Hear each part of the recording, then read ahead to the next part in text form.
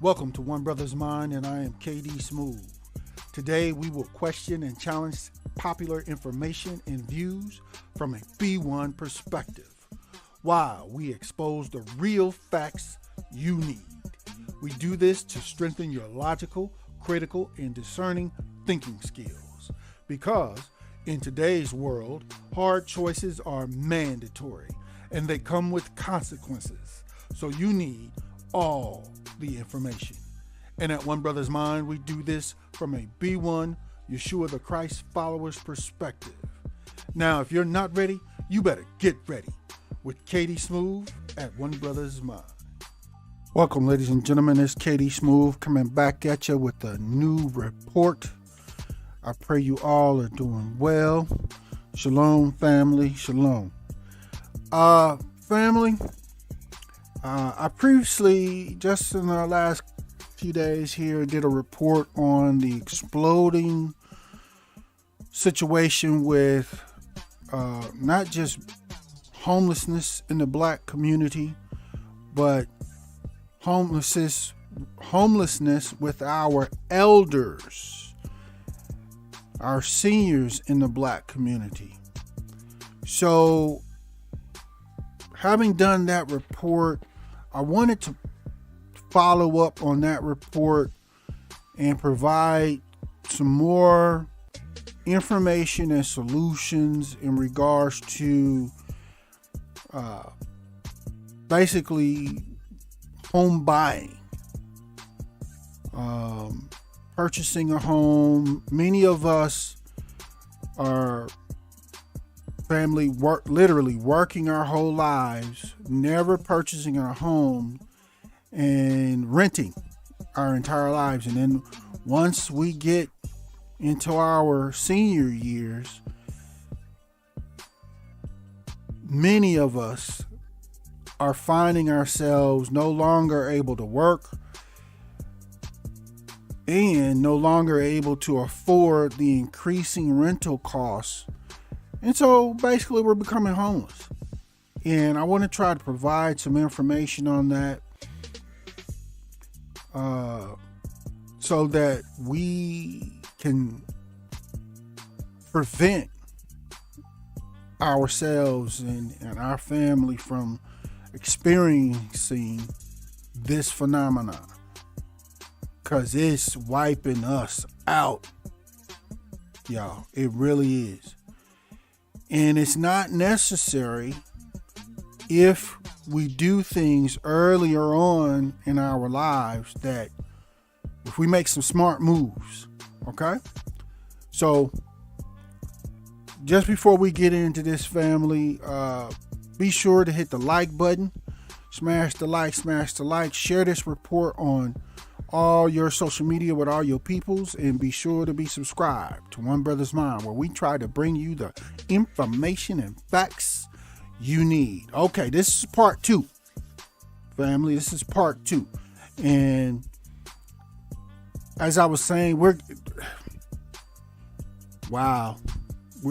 our senior community is getting wiped out here in these streets.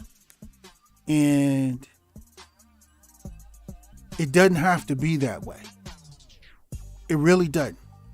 If we make smart moves and smart decisions earlier in our lives. Okay? And even if we didn't make these smart decisions as far as home buying earlier in our lives, there's still options. There's still a chance, even into our 40s or so, where we can still make some smart decisions that will prevent us from finding ourselves homeless in our latter years. It's just that if you're already in your 40s, you got to make some specific moves, and you got to make them quickly as far as home buying. And we're going to discuss that information here in this part 2. Elderly black homelessness is exploding. Okay? So Within this report, I got a video clip, actually two. We're gonna view one video clip first to get us into this topic, and then later on in this report we'll have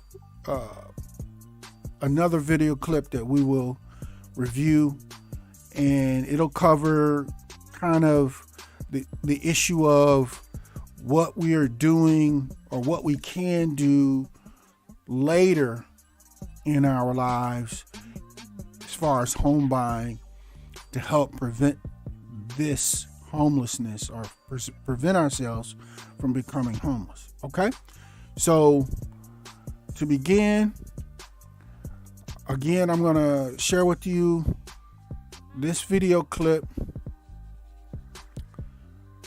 Okay, and give me just a moment. Let me make sure we are good, and we'll get into this, and then we'll come back. This clip is a report that was done. Actually, it was done a couple of years ago, but it's still completely relevant as to what's happening today. And we're going to watch this clip, and then we'll come back and chop it up. I'm going to try not to stop it and comment, but listen very carefully to everything in this clip. This is a great example and a great report of what's happening and why it's happening to us family. Okay?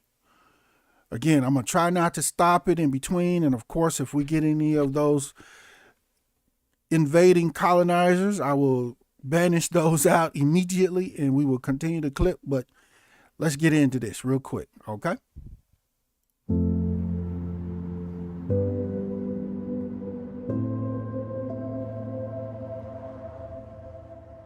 I've worked all of my life since I was a teenager. I've paid my dues, as a lot of people have. And now we're made to feel like, well, now that we've taken everything from you, we don't need you anymore, so go away.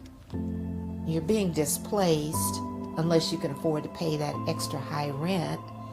And our question was, okay, so what do we do? Where's the affordable housing where we can go? I don't know. It's kind of the attitude. I don't know and I don't care.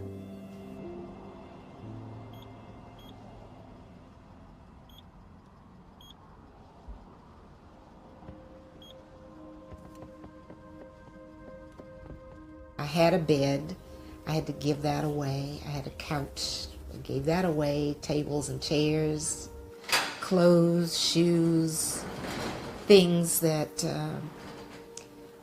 I knew I wouldn't have room for. I just had to be okay with letting them go. Why am I a verbal host? Bear with me a moment. Let me banish this colonizer invader, and we will get right back to it.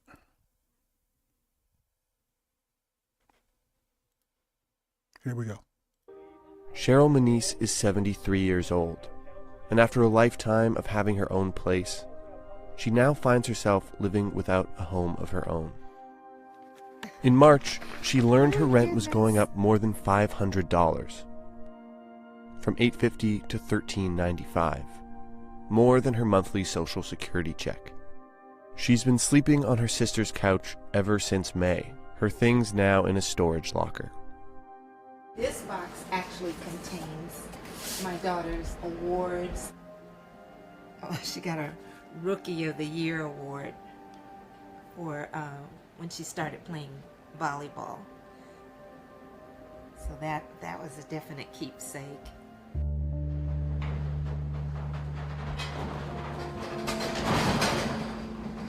I was part of the movement, the freedom movement back in the day. And we had to fight for everything. Fight for a place to live, fight for a job, fight to keep the job, fight to earn the same income, fight. And I'm older now, and I'm like, why am I still fighting for some place to live? that I can afford. Cheryl retired after a career in HR at defense contractor Northrop Grumman. She says she worries about not getting back into a place of her own. And it's just hurtful. And if you drive the streets, you'll see elderly people on the streets.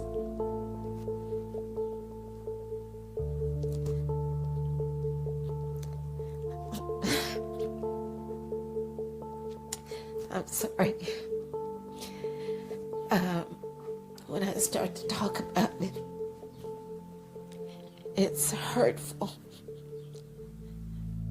LA County has one of the largest homeless populations in the country, roughly 53,000 people in 2018, a number that's nearly doubled since 2012. The elderly, many of whom are on fixed incomes, are particularly vulnerable. The number of homeless people aged 62 and up increased 22% this year, while all other groups declined. Folks like Cheryl, who are staying with friends and family, aren't accounted for. The so-called middle class, that doesn't exist anymore. There's the rich and then there's the rest of us. And that's how I feel, that's what I see. And as they bring in more people with this gentrification and all this so-called redevelopment, it's just a means to get rid of a certain segment of people. Throwaway people is what I call it. You know, we don't need these people, so let's throw them away. But they don't care where they go. Just get out of our neighborhood. Cheryl's old neighborhood has changed in recent years. SpaceX and Tesla moved in, while rent went up. She took us to her old apartment building to visit friends, as she does from time to time. Okay, so this is how we used to go in. And there's a car coming in behind me. This was my spot right here. Oh, tired. Oh, I missed you. Yeah, I missed you too. Cheryl told us most of her neighbors have moved out because they couldn't afford the new rent. Some moved out of state, others got roommates. We talked to remaining tenants who told us they were struggling to hold on. We're willing to pay an increase, just not that much. Eleanor Ramos works at nearby Los Angeles International Airport, like many tenants here. Where you can still make money and you're not going to lose tenants. Hi, Pops. Mario Reyes' rent was raised more than 50% this year, from $750 to $1150 per month.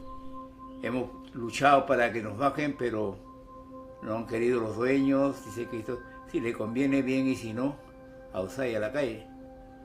Entonces por eso es que, pues en vista de mi esposa que tiene Alzheimer, nos hemos tenido que quedar porque no tenemos a dónde ir.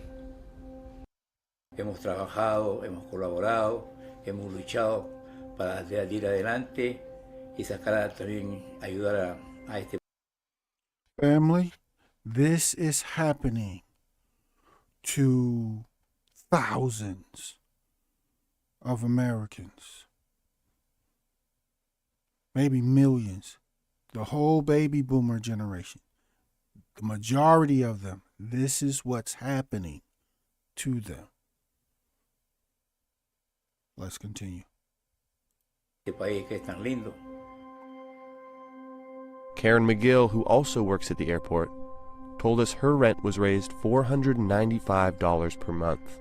If I need to eat, if I can't afford it, I just go to Costco. Breakfast, lunch, and dinner is Costco free samples. That's the best place ever. You know, they could have done it a little bit at a time. I agree. And to get that $1,300, whatever, $500, but They could have they done it. didn't do that. They just went straight up $500. We reached out to the landlord multiple times, but never heard back. But in most places in LA County, landlords can raise the rent without limit, so long as they give 60 days notice before the lease is up. 60 days, 2 months, you could be homeless. LA County's own homeless authority says they need 565,000 new affordable units to meet demand. And they report that since 2000, the median rent in the county has increased 32%, while median renter household income has decreased 3%. I walk these stairs many a day. Many times.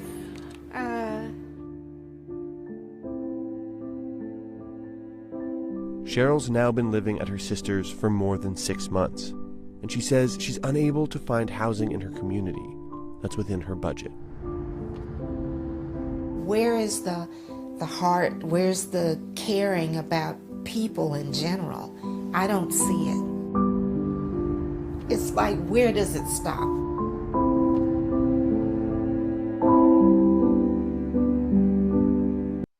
There you go, family. Yeah. Like I said, we need to talk. This did not have to happen to this young lady and many others. It did not have to happen. It really didn't. As you saw, she had a decent job. She worked there, retired from the place. Okay?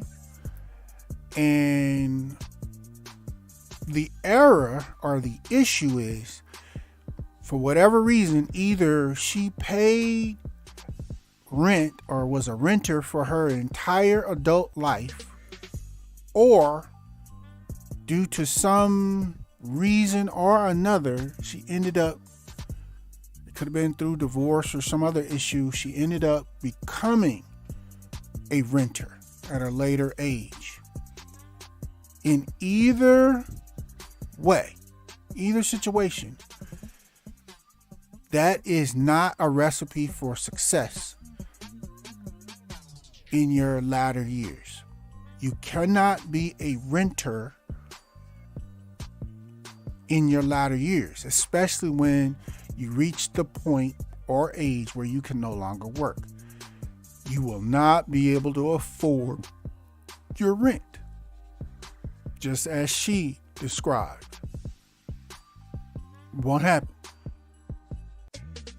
The goal here, family, is somewhere between the age of 50 and 65 here in the U.S. You have to have paid off a mortgage loan and therefore own your home. You have the deed to it. No more mortgage payments, nothing. You paid it off. Okay? If you reach the goal, you have your home, your property, you have somewhere to live for the rest of your life, in theory. I'll explain why I say in theory in a moment. But in theory, you have somewhere to live that you no longer have a mortgage payment, you no longer have a no longer are paying rent. You have somewhere to live, a physical house, a physical property that in theory no one can take from you for the rest of your life. And when you hit that point, whether it be by age or by health or both, where you no longer can work and make the salary that you are used to making, and you now go on disability or Social Security retirement, and your income drastically reduces because of that, you should be or may be in a position to still be able to live in your home that's paid for, that you own. Why? Because you do not have a mortgage payment anymore. You are not paying rent anymore. That's gone. So that's a huge reduction in your monthly cost to live in the home that you own. Okay, we're going to talk about that a little bit more here in a moment. But that's why you need to own your home, because the day is going to come for you, me, everybody that or where you can no longer work, whether it be because of age or your health or both. When that day comes, you have to be setting in a position, or the goal is to be in position where you own your home. It's paid off and you no longer have a mortgage payment or are paying rent. You have a much better chance to be able to afford your remaining expenses and bills with your retirement income if you do not have a mortgage monthly payment or monthly rent payment. If you do, just like she did, what happened to her is going to happen to you, most likely. Now, there's a lot of our elders, they saved up enough money, they positioned themselves financially right. They may be able to handle continuing to pay rent or a mortgage payment. Okay, great for them. But this report is not meant for them. They did a good job. Okay? This is for the majority of the rest of us that I'm making this report. Like our sister here in this clip I just showed you. Okay? So, again, the goal, own your home by the time you reach age 50, no later than 65. Own it. It's paid off. You have the deed. So you have somewhere else to live for the rest of your life. If not, this is the reason why homelessness in the senior so-called black community is exploding. Okay? So, I shared this in my previous report. I thought it was good to share it again. This is a recent report from the New York Times. It's a chart that they put out that has just a sampling of current, as of 2022, average rental or rent rates in these cities on your screen. Okay? And I explain, you may be looking at these, go, oh, that's not bad. No, it is, because in most of these cities, if you go to these cities and you try to find an apartment that's at this average rate, or in your city at the average rate, that apartment is going to be in a neighborhood you do not want to live in.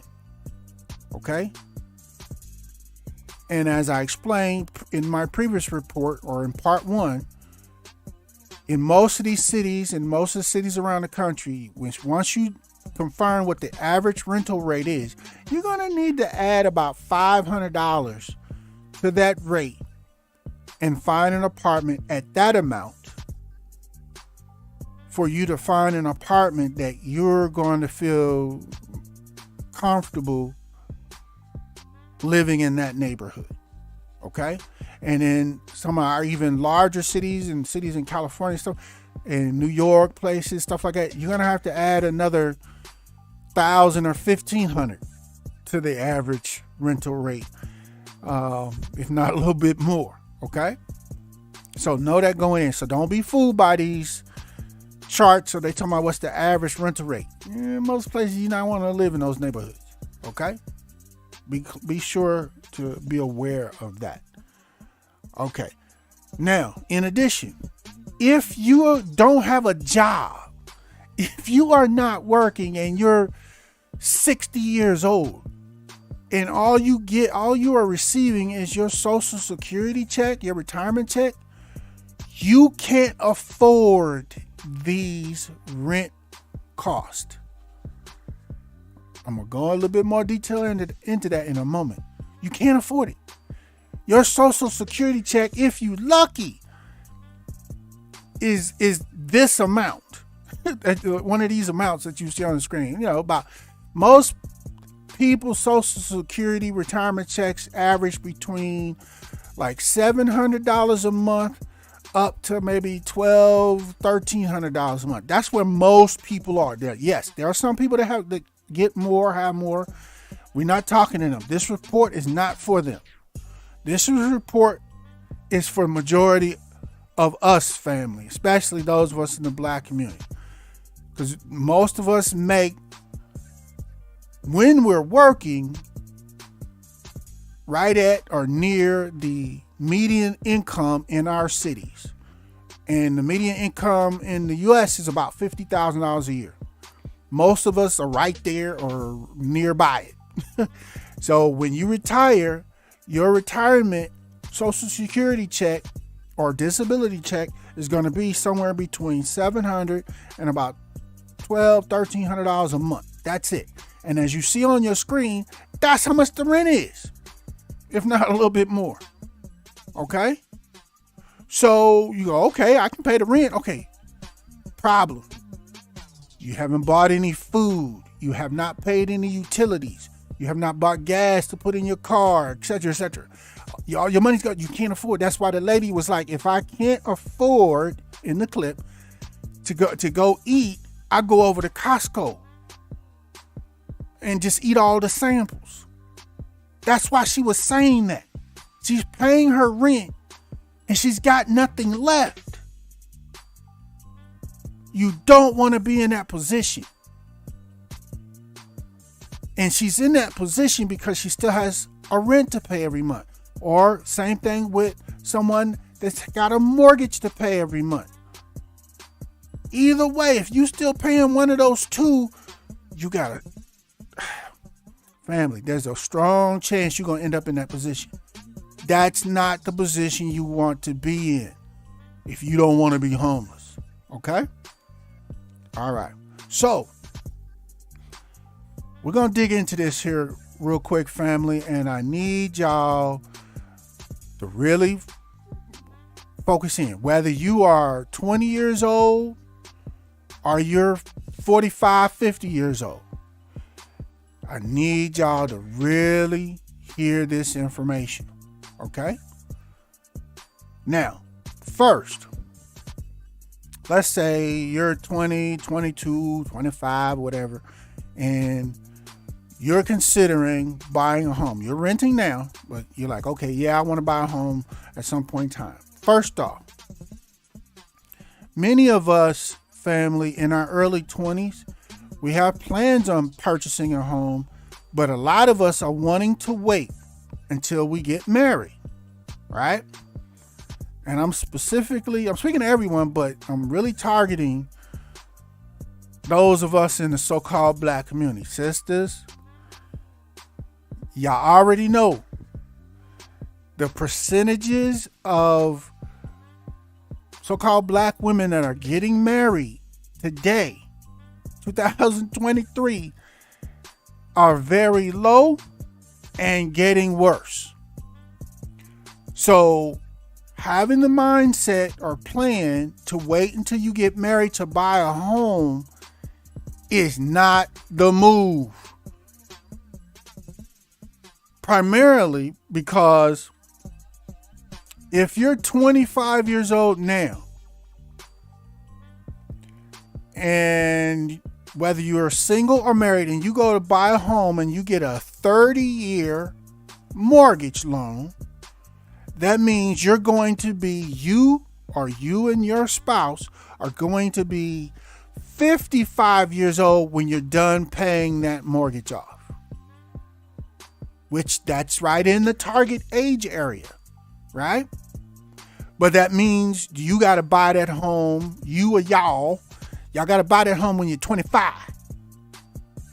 If you're going to sign a 30-year mortgage term or loan, okay? Now, most of y'all, your eyes are stuck on the White House on the top right corner. The $300,000, $400,000, $500,000 house. That's what we all want. That, okay, sisters, we all want that. You want to floss. You want to be bossing out, showing off to everybody. Look at my house. Don't get caught in that trap, sister. Sisters, come on, stop it, stop it, stop it, stop it. Do not get caught in that trap. Okay? The reason why you don't want to get caught in, or let's say one of the reasons why you don't want to get caught in the 30-year mortgage loan trap is that's 30 years. There's a lot that happens in life in 30 years. I mean, you name it. There's divorce, there's health issues, there's job terminations, there's downsizing, there's layoffs. There's a lot that happens in 30 years. And if any of those things or things that I haven't mentioned happen to you or happen to you and your spouse in that 30 years, in the middle of that 30 years, and you no longer can afford to make your mortgage payment, guess what? Your house is going to be taken, foreclosed. That's what foreclosure is. And you will have to move. You will be put out, evicted out of this $300,000, $400,000, $500,000 house. Bye-bye. You got to go. That's what happens. And it happens to far more people than y'all really realize. Okay? Because there's a lot that can happen in 30 years. Okay? Same thing with if you're, say you waited, you're 25, you trying to wait till you find a husband and then y'all buy a house, and now, let's say you do find a husband, but now you 35. You dang near 40. And y'all go to buy a home. Don't get caught in the 30-year mortgage trap. Because if you 35 and you sign a 30-year mortgage, you have to pay the mortgage on that house, on that loan, until you're 65. That means you basically have to work. You or both of y'all have to keep working until you're 65. Young people, my young listeners, my 20s, how many 65-year-old people, hold on, let me say it right. How many 65-year-old black people do you know that's still getting up, going to work every day? Yeah. For most, it doesn't happen that way. You are not going to be working or capable of working when you're 65 or older. So you don't want to get caught in these 30-year mortgage traps. These 30-year mortgage traps or mortgages were primarily set for young single families, whether and really, historically it was young people would get married in their early 20s. They're 21, 22, 23. Okay, yeah, if you sign, you're married and you sign a 30-year mortgage, you're approximately 55 or a little younger when you're done paying off that mortgage. Great. And here's another factor. Back historically, like during the manufacturing or industrial age here in the U.S., a lot of husbands were working at manufacturing plants, these auto plants, and they would work there for 25, 30 years straight and then retire. So yes, it matched the 30-year mortgage matched up with most husbands that work for 30 years and then they retire. It matched up. Is that happening today? How many young men in their early 20s you see working a job that they're going to be working the same job 30 years from now? Yeah. This is the trap, or what has become the trap. Many of us have tried to duplicate what our parents was doing or did. And the situation, life is completely different. You lucky to work at a job today for 5 years straight before you got to leave or they fire you. So, family, don't get caught in this 30-year mortgage trap, okay? So you say, in this example to my young sisters, you're 25, you're not married. You say, well, what am I supposed to do? Well, here's one option. You see the house on the bottom left corner. It's a nice house, very, very nice looking, yards kept, everything's great. Okay? There's a thing called your first house. Okay? Get used to hearing that. Get familiar with that.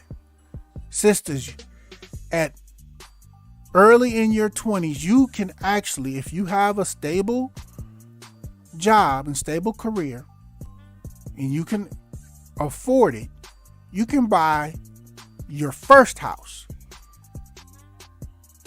Okay? You can buy that. And at age 25, I don't recommend it, but if you sign a 30-year mortgage and you're buying this first house, if you never get married, if you're able to make it for the next 30 years, by the age 55, you will have paid this first house on the bottom left. You will own it. It's yours. You have the deed. And most importantly, because of that, you have somewhere to live for the rest of your life. No more mortgage payment, no more rent. So when you do retire at age 55 or thereafter, and your income drops to you primarily only having your Social Security retirement check or disability check, you still can afford to, because all you're paying is your utilities and paying for food and stuff like that. Okay? Now, sure, if you have a career and you balling out, you making the money where you can comfortably afford this $300,000, hey, do you?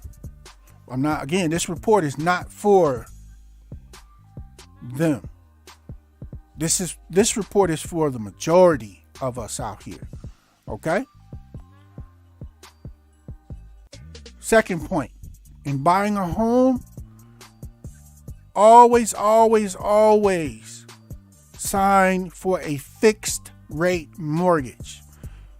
What that is, for those that don't know real quick, you got a fixed rate mortgage or an adjustable rate mortgage option. It's basically based on the interest rate, the current interest rate. And the interest rates go up and they go down. Right now, 2023, here in January, the interest rates are crazy high right now. They're right around 6.5%. Whereas a couple of years ago, before this so-called inflation, they were maybe 2 or 3%. So if you sign an adjustable rate mortgage for a 30-year, 15-year, whatever term mortgage loan, your monthly payment is going to be X dollars. But then when the interest rates go up, or as they go up, your monthly mortgage payment also is going to go up because the interest rates are going up. That's what an adjustable mortgage rate means. Okay? Which is why you always want to sign for a fixed. So you get in your home, you don't open up your mortgage payment statement and all of a sudden your mortgage monthly payment has doubled. And you got to deal with that. Don't get caught in that trap. Always try to find or sign a fixed rate mortgage. Okay? That locks your interest rate in as to whatever it is currently. Now, like I said, right now the current interest rate is about 6.5, 6.7%. That's crazy high. So it's not even really a good time to buy a home right now. But hopefully the mortgage rate or interest rate, that you watch the Fed, they'll start lowering the rate at some point in time. And the rates hopefully will get back down to 3%, 2% or lower. Though, when interest rates are that low, that's the best time to buy homes because the interest rates are so low. Do you see that? Okay.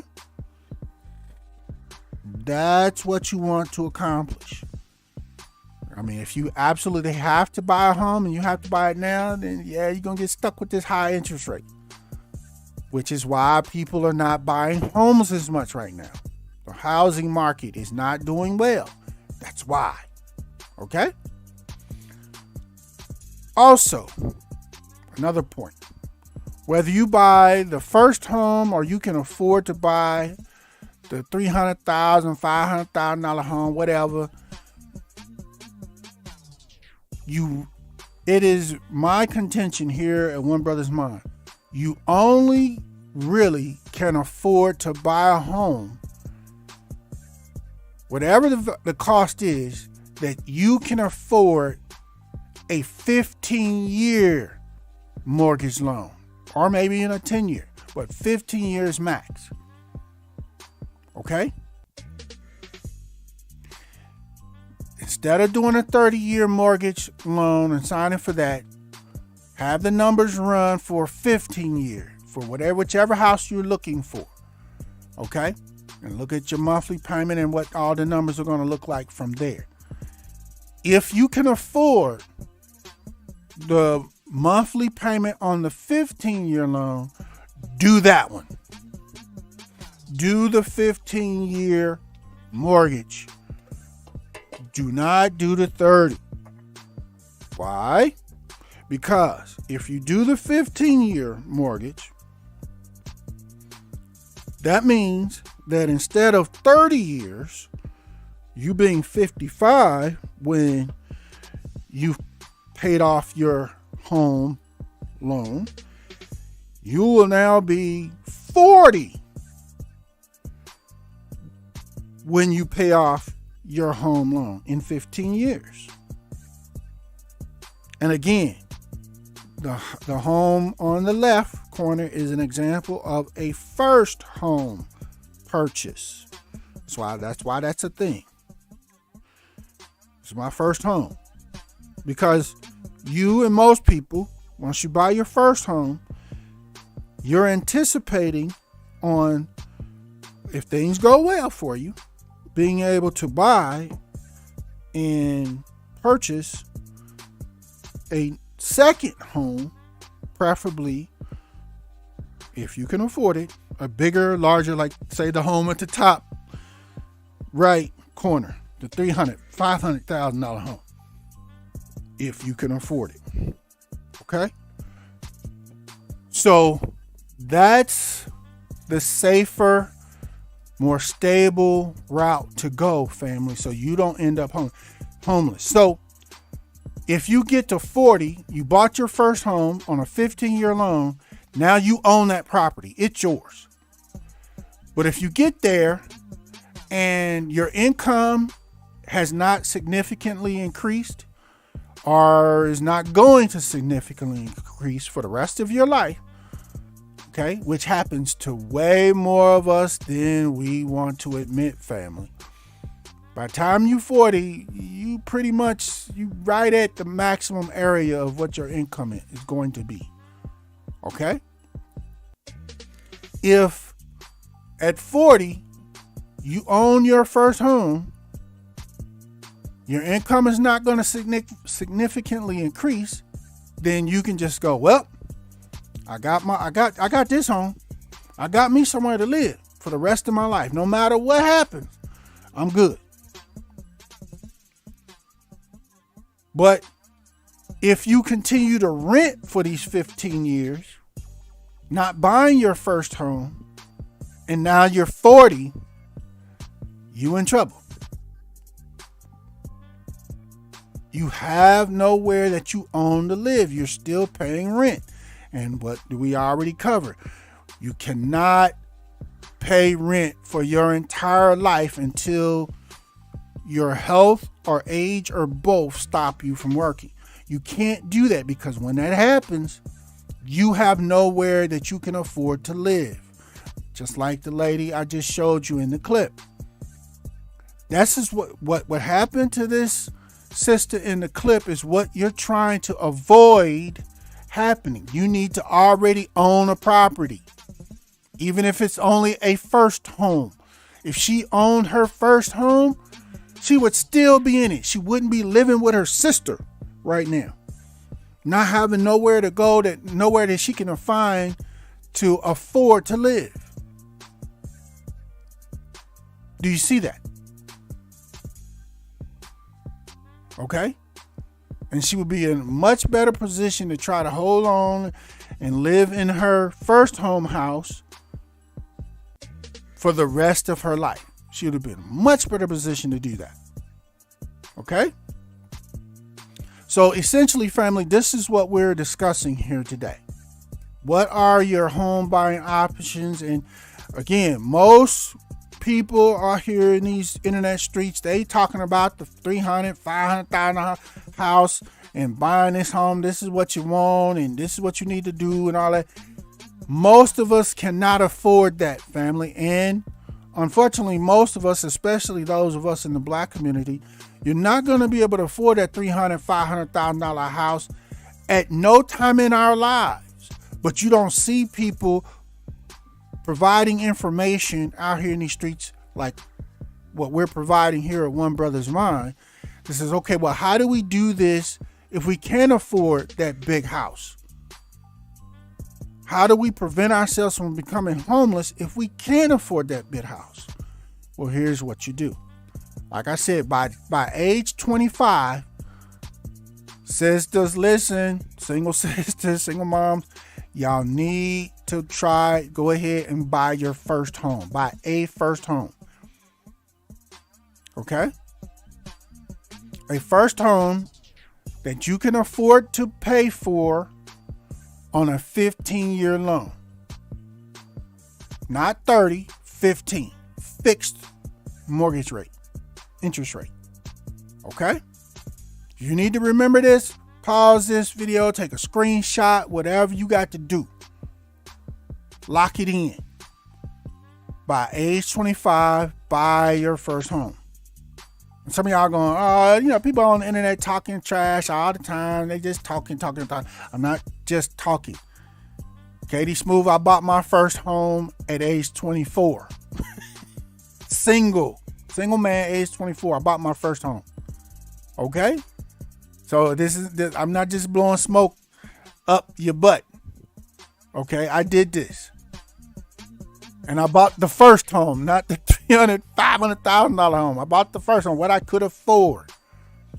Okay? Let's be clear on that. My home, in fact, was pretty much about the same size. This wasn't it on the screen, but it's pretty much about the same size as what you see on the bottom left corner of your screen. It was an all red brick house, but okay. But you got to get to buying and start paying for a home with the goal of paying it off, especially if you set up a 15-year mortgage loan. In 15 years, that property is yours. You own it. Okay? And in general, no one can take it from you. Okay? So again, if your income does not increase in your latter years after you hit 40, if it does, you don't have a significant income increase where you can afford a bigger house, okay, fine, you good. You still have your first home. Just you can go ahead and just chill and live the rest of your life comfortably, hopefully, in your first home. But you own a home. You got somewhere to live. Unlike the sister in the video clip. The video clip, the people in those, you don't want to be in that position. Even if you, let's say, you're just a laborer. You just working the best, highest paying jobs that you can find. And woody woo woo, a lot of us in that position. And you think you can't afford to buy a home. Does that mean you can afford to buy a $100,000 home? Maybe not. But in most cities around the U.S., there's homes that are $60,000, $50,000. You can afford to buy those. That could be your first home. Okay? And you can do this exact same thing. 15-year mortgage, paid it off. You now have a home no matter what. No matter what happens, you have a place to live in your latter years. Do you get that? Stop wasting time into your 30s and mid 30s, some even up to 40 before you start going, okay, I guess I'm gonna need to go ahead and try to buy a home. You putting yourself in a trick bag. I'm gonna explain that here in just a moment. So again, the goal is for you to own your home, pay it off. If you sign a 15-year mortgage, there's a lot less that's gonna happen in your life, in your lifetime. Okay? A lot less that's going to happen in 15 years than that's going to happen in 30 years. So you're going to have a higher possibility of paying off that 15-year mortgage and owning your home. Okay? All right, let's move forward. An additional option. I know this one is going to be, most people don't do this, but an additional option. I did the numbers. You can actually rent and save. If you're renting, you can, if you have enough money that you can save, but let's put it this way. You can potentially save the money that you need to buy your home and pay cash for it. Okay? So if you're a single person or a married young couple, if both of y'all, if you save $277 per month for 30 years, in 30 years, you can go pay $100,000 cash for a $100,000 home. Same thing as if, say, you got married and you and your spouse, y'all are able to save $550 a month for 15 years. So one of y'all got bad credit, but y'all save $550 a month for 15 years straight. You will have $100,000 to go pay and buy a $100,000 house with cash. So don't let people talk to you and discourage you. Say if you got bad credit, you may have bad credit. Stuff happens. You can pay the credit off, but now you got to wait it out. They don't want to approve you for a home loan, what have you. Okay, if you can save, you and your spouse can save $550 per month for 15 years. In 15 years, you can go buy a $100,000 home. Cash.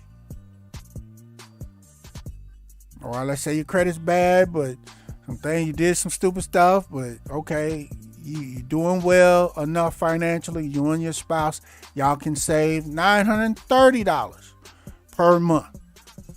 You can do that. Save $930 per month for approximately 10 years or 9.5 years. You will have $100,000 to go pay cash for a $100,000 house.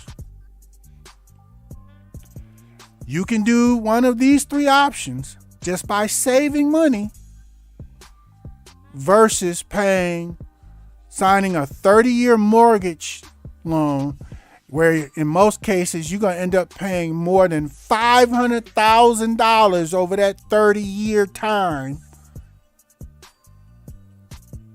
to own that home. Do you see the difference?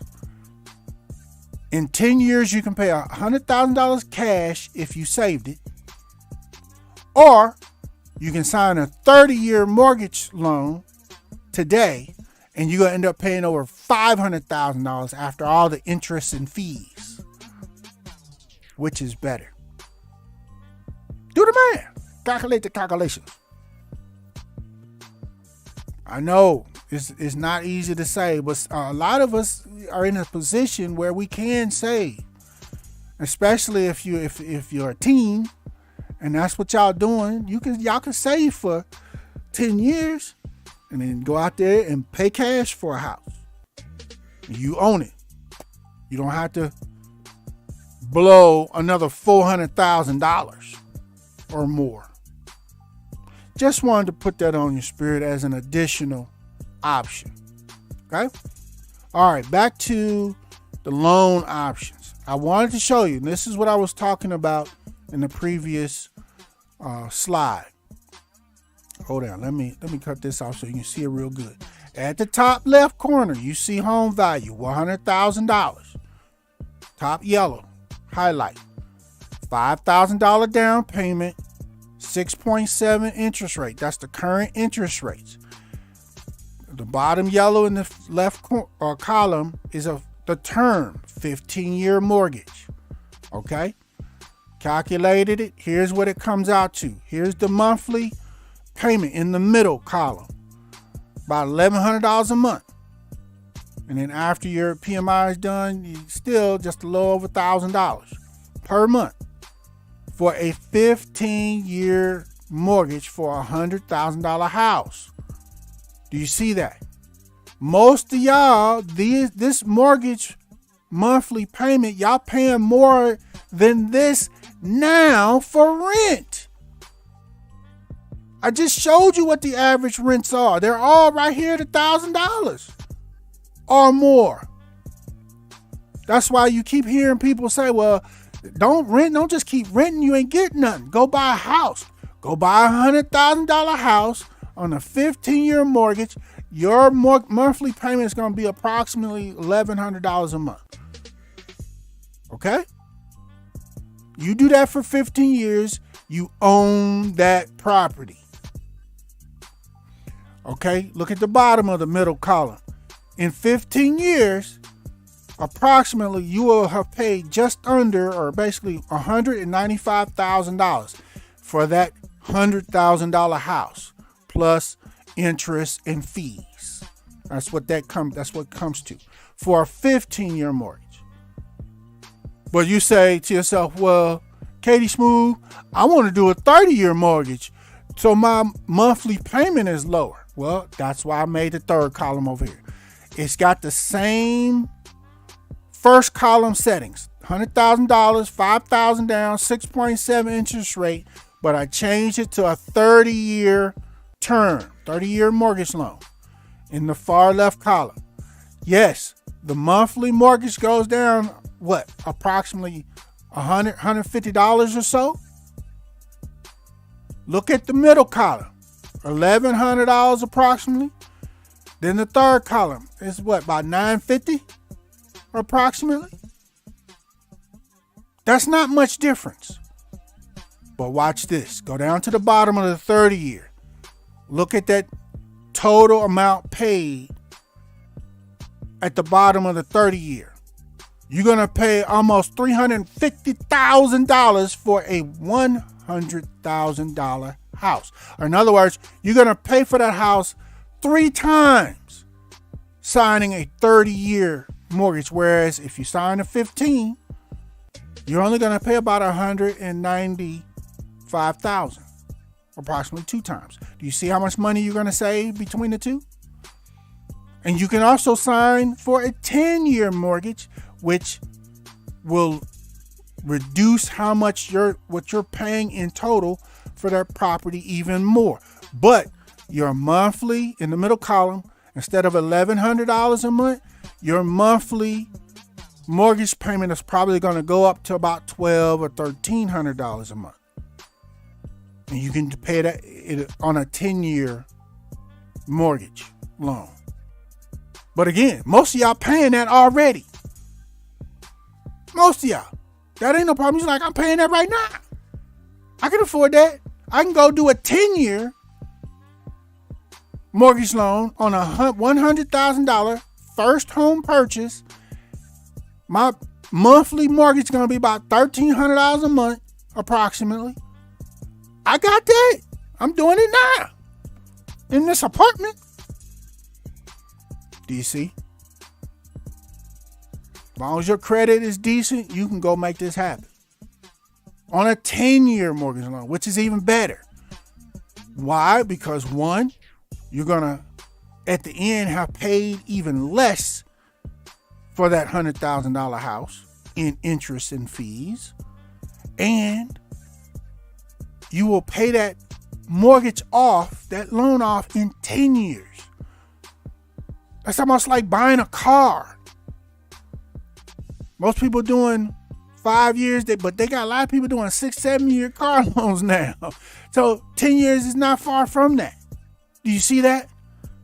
You got an even better chance of paying off a $100,000 house today with a 10-year or 15-year mortgage loan term than you do a 30.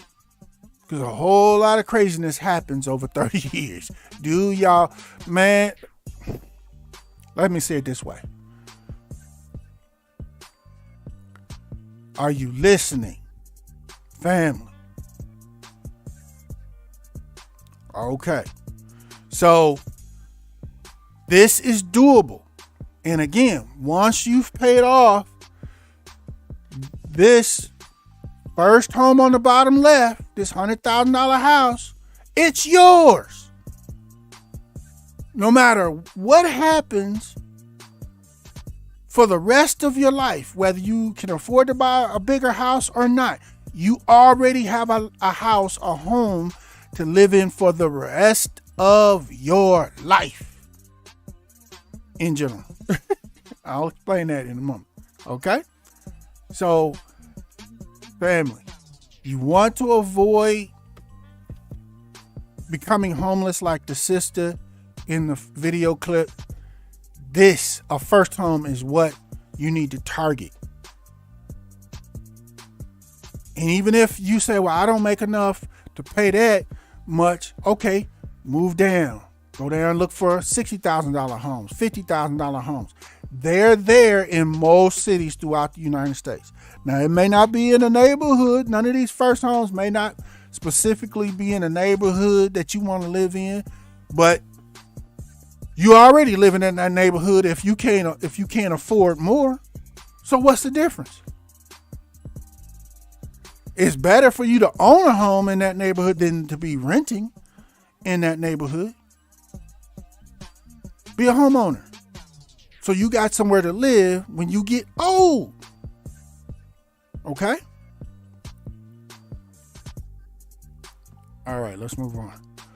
Again, you own it. It's yours. So when you retire or your health turns for the worse, you can continue to live in the home that you own. Okay, to give you an idea of what you're looking at, like the sister in the clip that we started out with, she was renting, still 70 years old, still paying rent. She did not have a home. She didn't buy a home or first home earlier in life, or whatever the case may be. But she's at 70 years old and she's still paying rent. And now she's retired. Her income has dropped because all she's receiving, for the most part, is her Social Security retirement check. I'm going to get into that in a moment. Okay? Or I'll show them. I got it in the second clip. I'm going to show you people that had a mortgage that they were still paying on, most likely a 30-year mortgage that they were paying on, and their age or health turned for the worse, or they reached that age where they couldn't work no more, and now their income is only retirement income for the most part. They ended up homeless. Okay? Here on the left is the equation that you do not want to have when you hit 55, 60, 65. You do not want to have to still be paying rent and mortgage. And you won't if you've already bought your first home and paid it off. Do you see that? Look on the left. I'm sorry, on the right. If you bought your first home, say $100,000 home, $80,000, whatever it was, and you paid it off in approximately 15, 10 years, whichever one of those terms, when you turn 40, you no longer have this monthly expense that's crossed out. That's gone. So now the remaining monthly expenses you have is your utilities, buy yourself food, your home insurance, and your annual or semi-annual property tax. I broke a property tax estimate down to a monthly amount, about $140 a month. So look at the bottom. The sister that was retired, still renting, her estimated monthly cost was this much. She doesn't have that income anymore, nor do those residents that were still in the apartment where she used to live. They don't have this income coming in anymore. So that's why they're struggling. That's why they don't have food to eat and so on and so forth. But if they actually stepped out and bought their first home, 100,000, 80,000, 60,000, whatever you can afford. Now, when your health or you reach the age where you can no longer work, your monthly expenses are approximately what you see on your screen. Do you see the difference? There's a drastic difference. And you have a better option of being able to afford this $1,190 or so or less per month with your retirement income than you do $2,900. Do you see that? Okay. Now, you see, some of y'all notice I have car payment over here on the left side, and on the right I don't, because usually this is where you want to be when you're 55 and older. And usually by that time you have a car that you've already paid that payment off. So that's why the car payment is not over here. You don't want to have a car payment when you get 55 or older either. By the time you're 50, you should be done paying for car payments if you're making good decisions. And if you need another car after 50, you start paying cash for cars, not doing loans. You don't need another car payment that's going to raise your monthly expenses. Do you understand?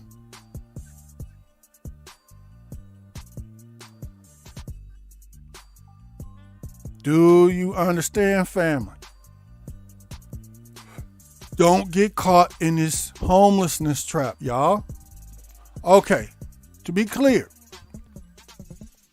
when you're looking at a retirement, especially for my younger listeners, when you're looking at a retirement income, this is what's called the 3 legs of a retirement income. You're gonna get whatever your retirement Social Security check is going to be. And remember, like I said, for most of us, it's going to be somewhere between $700 and maybe $1,300 a month. And that is based on what your income has been over the course of your life for the most part. Okay? That's what your check's going to be. That's one leg of the retirement chair. You also need to have as much saved as you possibly can, but we all understand. For most of us, most Americans are living check to check. There's no money left over to actually save any money. Okay? And most Americans don't have any investment money that's saved up in any investments. An additional note on investments: if you work in a job, family, say you're living check to check, but you're working a job that has like a 401k. They used to have pensions, but they've pretty much got rid of pensions now. But if you work in a job that has something like a 401k program or something similar, especially if it's a program that they say they will match your input or your investment into the program.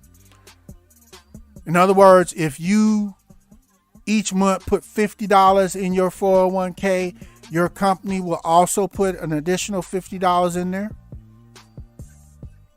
If it's a match option, you really want to look to take advantage of that opportunity. That's another way that basically you can save money over the next 15, 20 years in that investment option, in that 401k or whatever your company calls it. Especially if you're not able to actually just save money on your own on the side. So at the very least, at the end of when you get to your latter years, you'll have your retirement Social Security check, and you'll have a check coming from your 401k that'll help you add some income to your monthly income. Do you see that? Okay. Really? Do you see that? Yeah. That's how it works. But if you don't have something like that type of 401k or investment with your company, and you're living check to check for most of your life and you don't have savings, all you're going to have is here on the top, your Social Security retirement check income. That's all you're going to have. Which is why most of our elders are ending up homeless. Yes, that's why it's happening. And it will happen to you if you don't hurry up, situate yourself, and go ahead and at least buy your first home, preferably on a 10 or 15 year mortgage rate. Okay? Now, if you go out to, you say $100,000 house. Okay, what's the mortgage payment, monthly payment? And you go, I can't afford that. That's too high. Like I said, go there and find a house that's worth $80,000 or being sold for $60,000. Keep stepping it down until they show you a monthly mortgage payment that you can afford and still pay all your other expenses. Right now, while you 20, 25, what have you.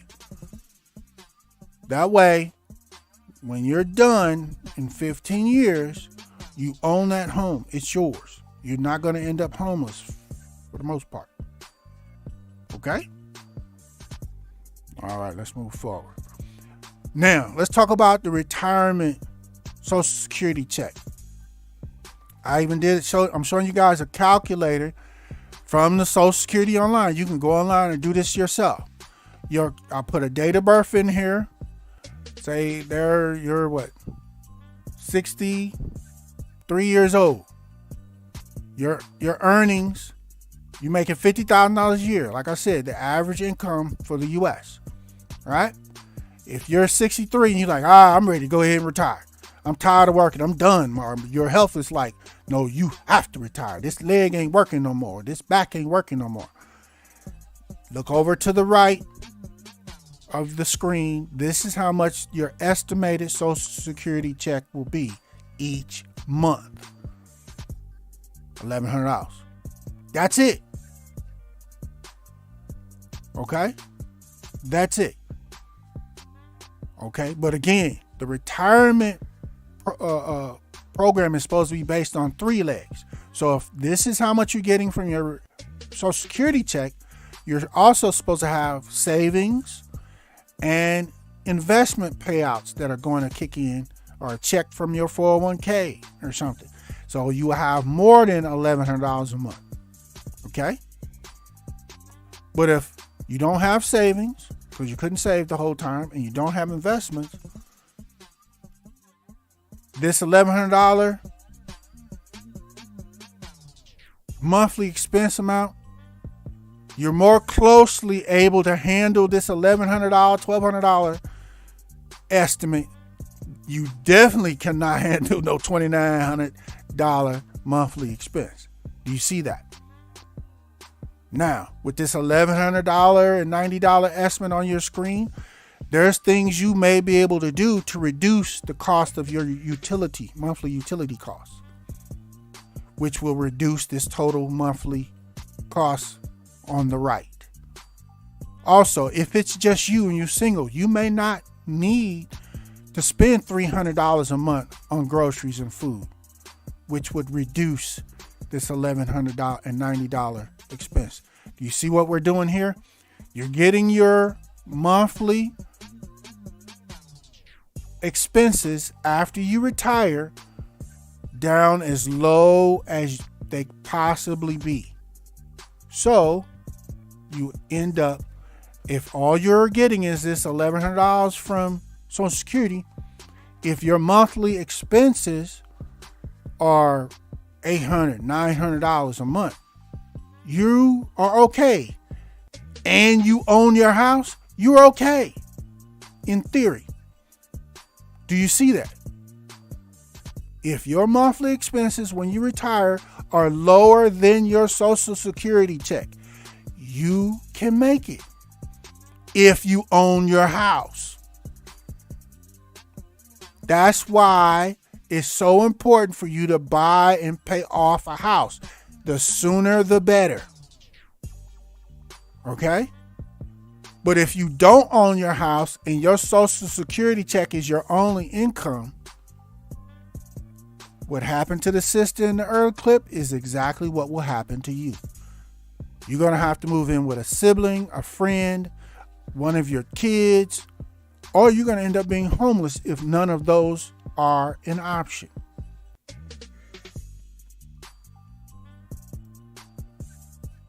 Do you understand, family? Okay? Like I said, most people ain't putting out this information out here in these internet streets. People are just, stuff's happening and they find themselves in these situations and they end up homeless and they don't know what to do.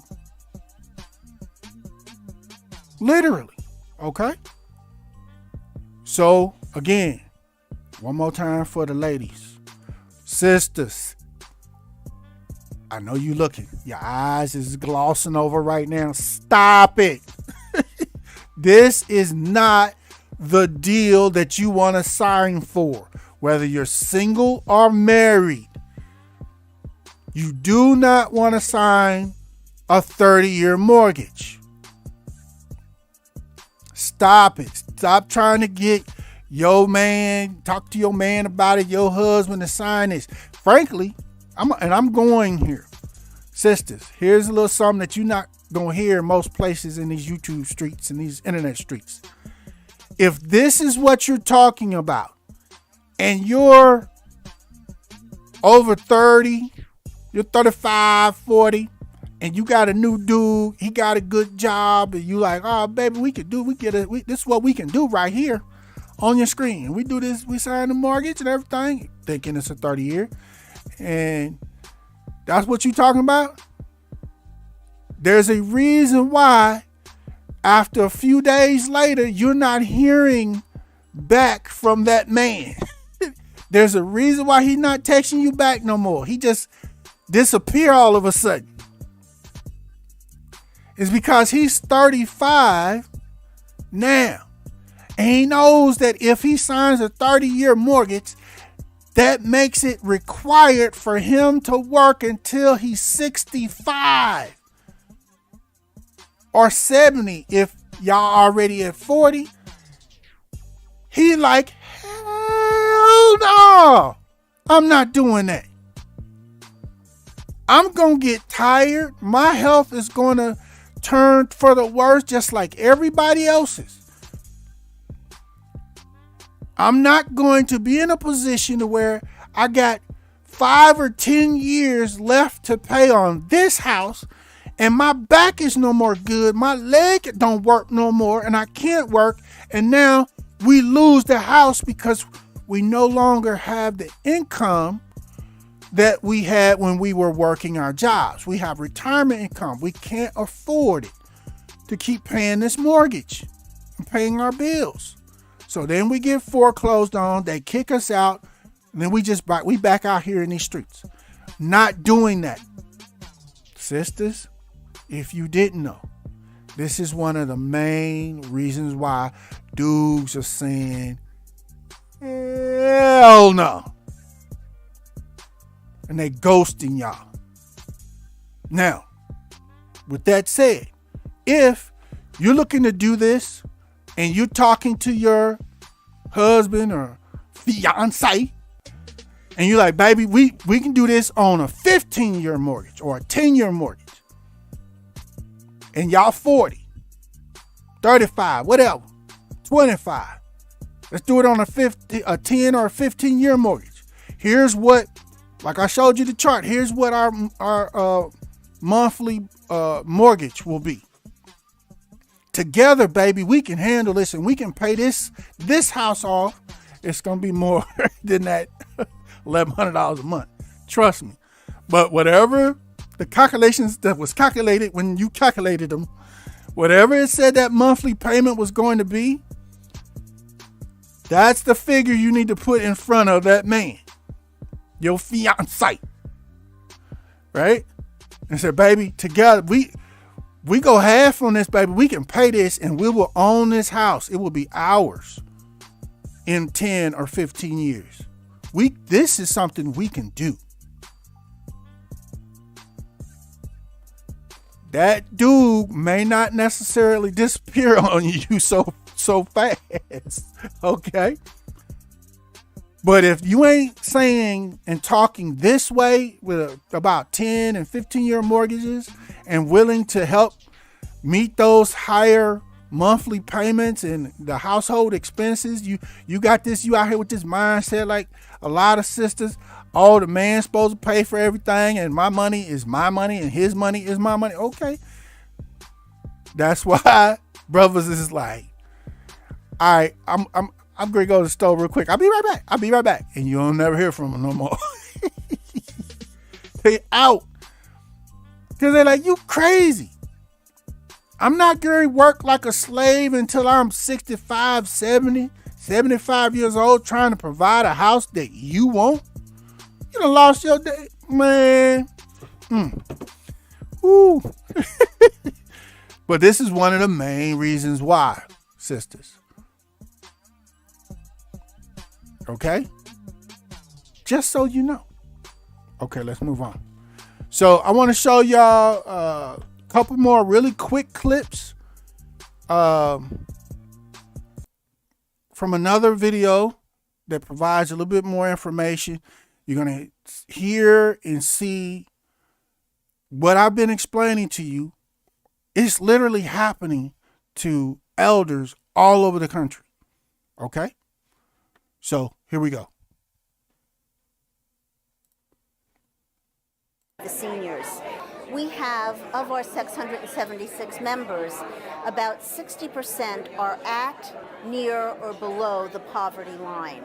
Many are like Minna and Angelo Mafucci. After raising their children, they sold their suburban New Jersey home and moved to Southwest Florida to enjoy semi-retirement. Pause right there. This couple on your screen, they sold their home in New Jersey, trying to keep up with the Joneses, and relocated to buy another home in Florida. Right? Don't let that get by you. And we can only assume that they owned their home in New Jersey. It was their first home. So at that time, they made a decision. Let's go get a house in Florida, baby. That's where everybody goes. Let's get one of these nice houses. So we got these nice gated communities and all this woody woo. This is what he was like, yeah. That forbidden fruit. Yeah, let's go eat this fruit. Right? They were perfectly stable in New Jersey if they owned their home in New Jersey with their first home. But they decided to bite the fruit again. All right, let's see how you can see how it worked out for them. Look where they are, where they're eating at. Let's continue. But Angelo could no longer work to supplement their Social Security income after seriously injuring his back, followed by prostate cancer. All right. Did you hear that, family? They got out to Florida, bought them this nice little spot, this condo or house or whatever it was out in Florida in this gated community like everybody doing, right? And then while they were out there, as long as her husband was working, they was good. But what did I say happens to everybody? Sooner or later, age or health, his back went out and made it to where he can't work anymore. So now he can't work anymore. So now he's collecting Social Security, whether it's disability or retirement. He's collecting one of them. And his wife is collecting one of them. So together, their Social Security checks are not enough for them to pay their mortgage on their second home. So watch what happens. When we first got here, that's when we first came to Florida. Like others in their generation who built comfortable lives during the height of American prosperity, the Mafuchis found themselves instead entering an uncertain retirement. A faltering economy, sickness, and bad luck drained their savings. They lost their home to foreclosure and had to move into a condo owned by their son. Did you hear that, family? A lot of these reports, they talk real fast and they don't really explain everything. So you got to listen to them multiple times or slow them down, whatever. Did you hear what happened? First, as I just described, when his back went out, now both of them their only income is their Social Security checks. They're getting two, but together, that was not enough to keep paying the mortgage on their second home. So they lost it. It's gone. They got kicked out, foreclosed.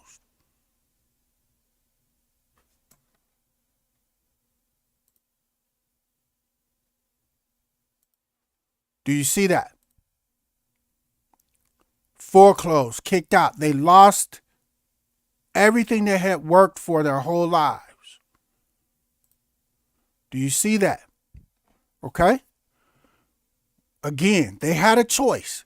They could have remained in New Jersey with the home that their first home that they owned, and they would still be living in that house right now, most likely.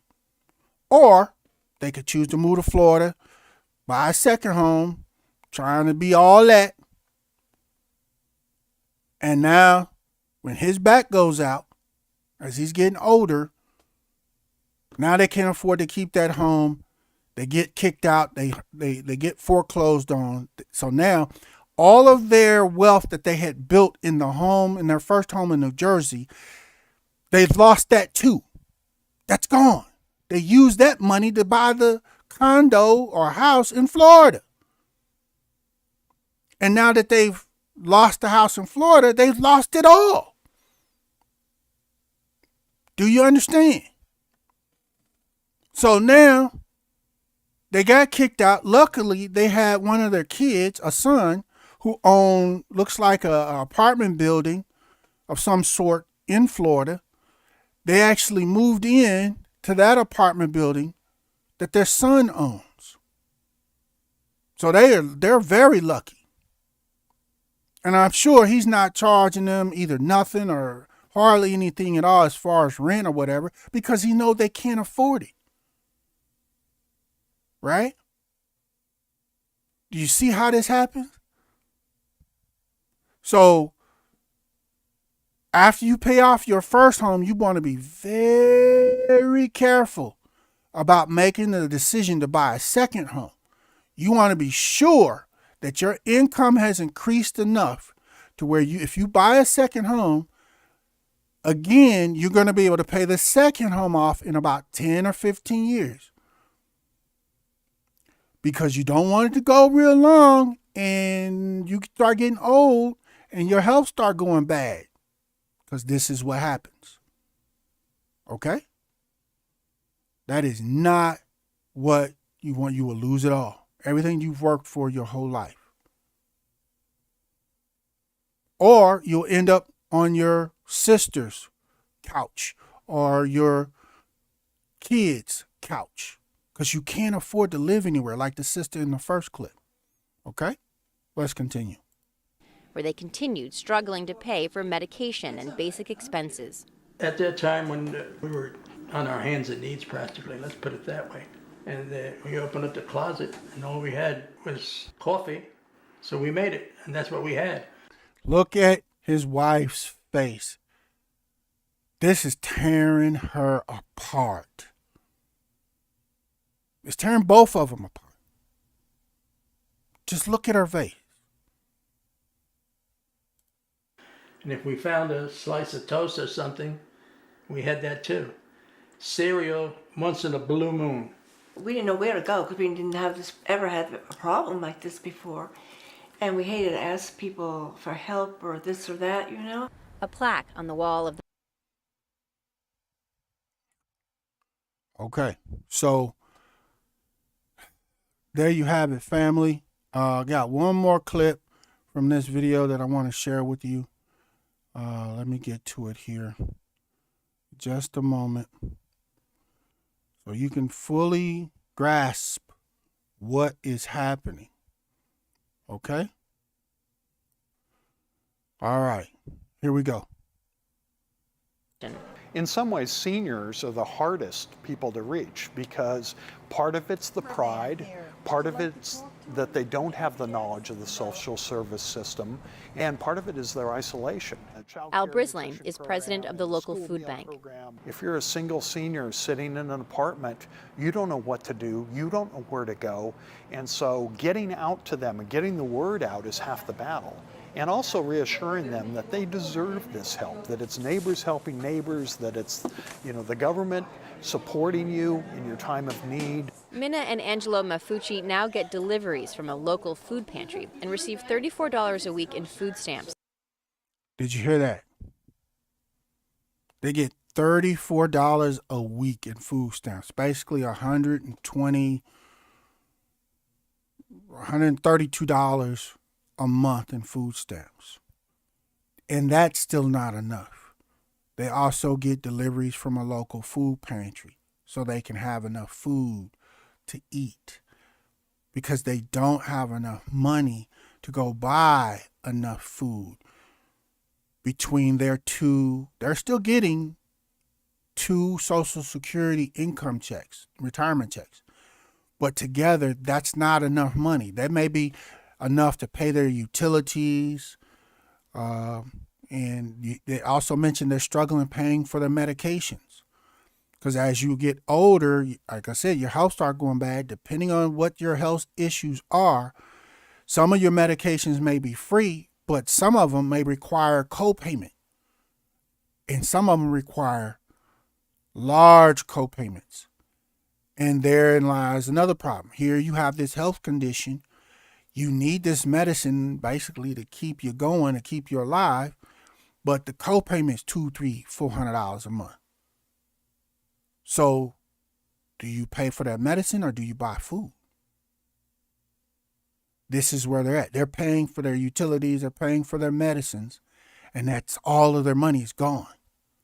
Earlier you heard they already blew through their whole savings. So they had some savings. They blew through it trying to hold on to this house, this second house in Florida. That was a waste of time. You have to be able to anticipate the future. As soon as his back went out and he couldn't work anymore, take a couple of days to regroup yourself and then say, okay, we have to leave now. We got to find another option. We got to leave this house because they're going to kick us out because we can't pay this mortgage anymore. And let's not use any more of our savings to keep trying to pay this mortgage. We need to hold on to our savings because we're going to need our savings later. But what they did, because they were ashamed of the situation they were in mostly, they kept using their savings, trying to hold on to that second house. And it was inevitable. Do you see that? So then when they lost the house, they also had no more savings. So now they're living in their son's apartment building. They're most likely paying their utility bills and for their meds. But after they pay that, they have no more money. So now they've thankfully gotten signed up for food stamps and they're getting something. But even that's not enough monthly for the two of them. So they're also getting deliveries from the local food bank. Family, this is not where you want to end up. This is not the goal. If they had stayed in that first home that they paid off, 9 times out of 10, they wouldn't be in this position. They may still need food stamps, but they could get them. They may still need food from the local pantry in New Jersey, but they could get them. But guess what they would have? They would still have their first home and be living in it. They would have their own home because nobody could take it from them because they can keep paying those lesser or reduced monthly expenses there. Do you see that? All right, let's continue. They're grateful for the help, but they also know their circumstances are unlikely to change. We can't work anymore. And I don't want to put a burden on my children that you have to give us each $100 a month or something like that. I wouldn't ask them for I wouldn't ask. Look in her eyes. Look in her eyes. The only thing we can hope for and pray for is that we live a little longer together. Yeah. You know? With millions of baby boomers. So, again, family, that's what's happening out here in these streets. So, ladies, sisters, I don't care if you're 25, I don't care if you're 40. And here you are going and signing for a 30-year mortgage for whatever the reason. The hell you doing?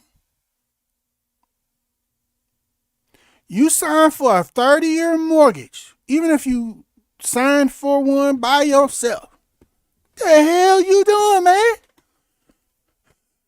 Inevitably, your health and age, one or both, are going to put you in a position where you can no longer work. Whenever that happens, you are not going to be able to afford to pay or continue to pay that mortgage payment that you signed for. You may make it 15 years. You may make it 20 years. But most of us, if you're 40, you're not going to make it till you're 70 still working your regular full-time jobs. Stop it. So it's almost inevitable what's going to happen. Your health is going to go bad. You can't work anymore. You're going to lose your investment. All the 10, 15, 20 years you've been paying the payment, you're going to lose it because you can't finish it off. Can't finish the 30-year term off, which is why I keep stressing 10, 15-year mortgages. That's it. Nothing more than that. Okay? Okay? Sisters. And again, this is why that good man, that last good dude that came your way, this is why he's ghosting you. This is one of the main reasons why he's just like, I'm out. Okay?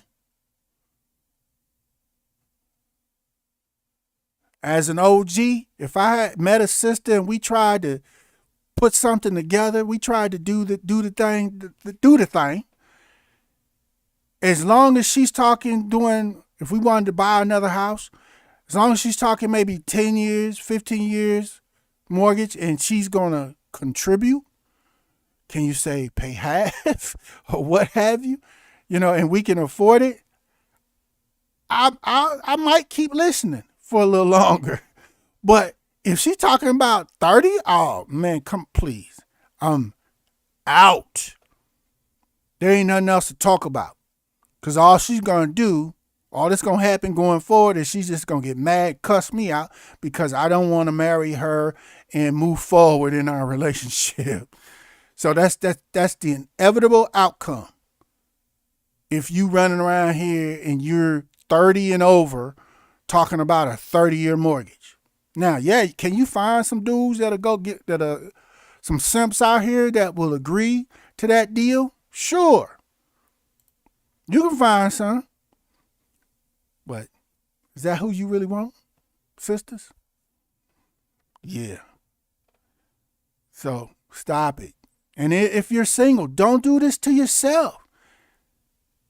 You're 40. You're not going to be able to work your job till you're 70. 9 times out of 10, it's not going to happen. What the hell you doing? You putting a noose around your neck.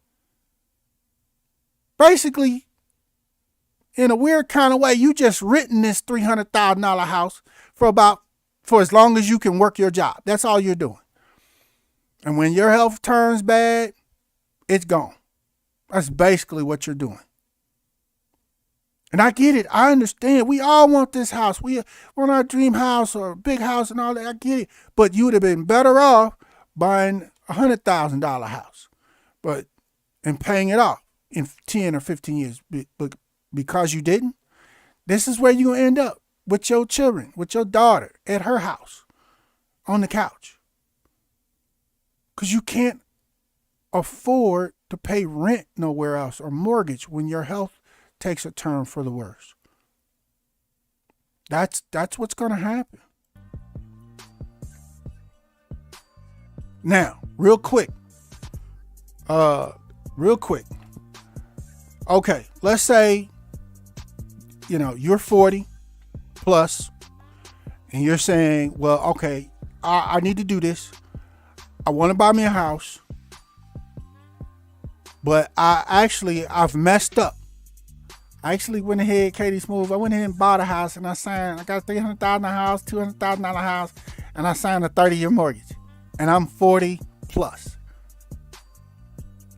You may still have a small option, a small window opening of what you can do to avoid becoming homeless. Okay? What I'm about to say, make sure you go and get some consultations from some mortgage lenders, some professional mortgage lenders, and verify the specific numbers and everything but what I'm about to say before you do it. Okay? Here's that small option you may have. Let's say you 40 plus and you went and signed for a 30-year mortgage, and you just trying to hold on to it as long as you can. And if your health goes bad, if it ain't already starting to go bad, you most likely ain't gonna make that 30 years. But you still want to avoid losing this house and becoming homeless. Okay, here's one option. Like I said, go talk to some professional mortgage lenders, preferably 3 different ones. Get them to give you some numbers. Let them know. Say, hey, I would like to sell my current house. I know you just bought it 2-3 years ago, 5 years ago, whatever. I would like to sell my house. Don't tell them or admit that you don't think you're going to make the 30-year term. Just tell them, make up something. Life has changed. Family circumstances have changed. I need to relocate. Whatever you want to make up. I need to sell my current house. Okay. Well, let's find out what the current value is of your house. Say it's a $300,000 house when you bought it, right? Or $200,000, whatever. And you bought it by yourself. You signed a 30-year mortgage, $200,000. Okay, you get your current for sale value. You get your property assessed for the current value. It's still worth at least $200,000. Okay? Let's use this example first. So now you can actually put your current house up for sale for $210,000, something like that. And if you sell it, you will get that money, will pay off your 30-year mortgage. It'll pay that loan off. So if you put your house up for sale and the first bid you get from a buyer that's willing to give you that $210,000, and that's all you owe on your mortgage, take that immediately. Don't play games. Go, yes. Sold. Right? Now I know you're thinking, I don't want to sell my house. Listen. Hear me out. Sell your current house. Get out of that 30-year mortgage. That's what you're doing. You're getting out of the 30-year mortgage. So if you get a buyer that offers you the amount on your house that will pay off your 30-year mortgage loan, sale immediately. Get that money, pay off your 30-year mortgage loan. Now, that loan is paid off, free and clear. You're done. You can walk away. Yes, you may have to go back and move into an apartment temporarily or something. Fine. Okay. Listen, sisters and gentlemen, listen. So now you've sold your home. You're back in an apartment. You no longer have that 30-year mortgage. But guess what? Your credit was good enough to get this 30-year mortgage for this $200,000, $300,000 home in the first place. And now you have satisfied that loan that you took out. So your credit is still good enough to get approved for a new house loan. Now, guess what kind of house you need to go look for now that you're temporarily back in an apartment and you're still working. Only do this if you're still working and your health ain't about to fall off the cliff and you still good. If your health is already in trouble or done got turned bad, this ain't gonna help you for the most part. Only do this option if your health is still good and you're still working your jobs, you're still good. Your income is still safe for the next 10 to 15 years. Okay? So now that you've sold this home, you no longer have this 30-year mortgage, you satisfied that, good credit, your credit's still good. Go look, shop around. Hold on, let me get to it. Hold on, this should be it. For this house, this $100,000 deal on your screen. Go find and shop around for that deal. Because if you're 40-ish and you're still in reasonably good health, you should have about 10, maybe 15 years of still working a job or your job in your career. Okay? And if that's the term, the amount of time that you sign for this home loan for this $100,000 house or 80 or 60 or whatever it is, and you actually worked that 10 years, that 15 years, guess what? 15 years, this home, this smaller home that you bought, cheaper home, is now paid off. It's yours. Nobody can take it from you, theoretically. Okay? Now that is a better outcome than what was going to happen with that 30-year mortgage, most likely. Where you end up, your health turns bad, you're not able to work anymore, and you get foreclosed on and kicked out. Do you understand? So again, before you sell your big old $200,000, $300,000, $400,000 house, trying to get out of that 30-year mortgage, go and have some consultations with professional mortgage lenders, preferably 3 different ones. Get your home that you have, this 30-year mortgage on, get it assessed for its current sale value. You might want to get 2 or 3 assessments. You know how they do us in the black community. They devalue our homes on purpose. You may have to, what's the word I want to say? You may have to whitewash your house to even get a fair assessment, unfortunately. And for those that don't understand what that is, you may have to take everything out of your house that shows and suggests that the owner is a black person and put fake pictures of white people in it everywhere to make the assessors believe that it's owned by a white person.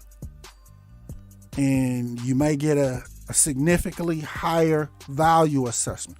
If black people unfortunately are being forced to do this all over the United States. It's another part of the racism, the systematic white supremacy that we have to deal with. But whichever way, get the good assessment on your current property value. If that amount is enough to pay off your 30-year mortgage loan, sell that house today and get gone. As soon as you get a buyer, put it up for sale, and as soon as you got a buyer and they sign on the dotted line and the sale is done, you out. Wipe your sweat off your brow. You have escaped. Now, if you go to do this, start this process, and you get assessments and say you got a $200,000 home and your property, and that's what you owe still on your home loan, your 30-year loan, and the assessment only comes back at $150,000, $160,000, that means you are now upside down in your home, in your property. That's what upside down means. Your property today is not valued at the same amount as it was when you bought it. It's lower in value. In that situation, again, I really got to know, this example option that I've shared with you will not work, because you can't sell your home for $150,000 and you still owe $200,000, because then you still owe $50,000. It won't work. Do you see that? So when you get your house assessment done, your current sale value, pray that it is still valued at enough to be able to pay off your 30-year mortgage loan that you have on it. That's the ideal situation. If it is, put it a sell sign in the front yard. As soon as you get that bid, the first of those bids on your house, sell and get gone. Okay? That's a way to get out of it. You get in an apartment community temporarily. Then start, once you settle down from that move, start looking around really before you settle down, because you may not want to even unbox all your stuff. You know, you may say, no, well, I'm not planning on staying in this apartment for but a few months, maybe 6-month lease or something like that. Okay, shop around for this smaller, more affordable home for yourself, something that you can afford to pay off in at least 15 years. You can afford the monthly mortgage payment on that. And if you can, buy a house like this, smaller house, and then move into that house. Work the next 15 years, pay off that home loan. Now you own this house. It's yours. Versus what was going to happen to you in that bigger house on that 30-year mortgage. Do you see the difference? In this example, you still end up with a home that you own that in theory no one can take from you.